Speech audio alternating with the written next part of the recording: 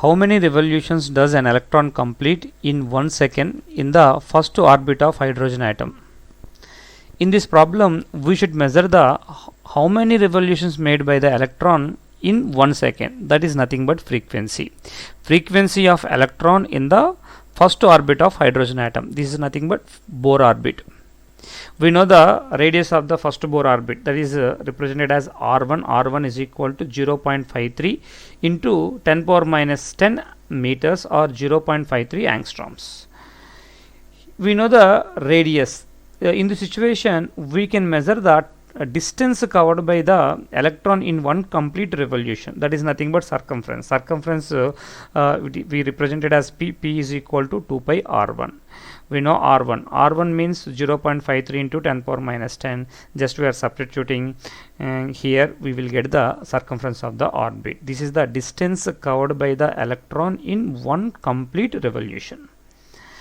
Then we should measure the what is the speed of the electron in the first Bohr orbit. That means V equal to C by 137 into N by Z. Here C describes about the speed of light. Here N describes about the state of the electron, and Z is the atomic number of hydrogen atom. Here N and Z are both are 1. That's why we are removing this one. Therefore, speed of the electron in first Bohr orbit V1 is equal to C by 137.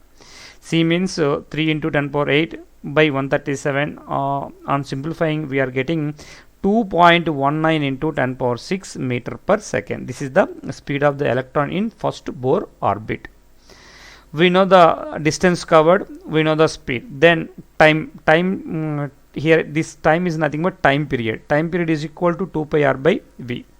From this we can measure the time period. Time period T equal to circumference 3.33 into 10 power minus 10, speed 2.19 into 10 power 6 meter per second.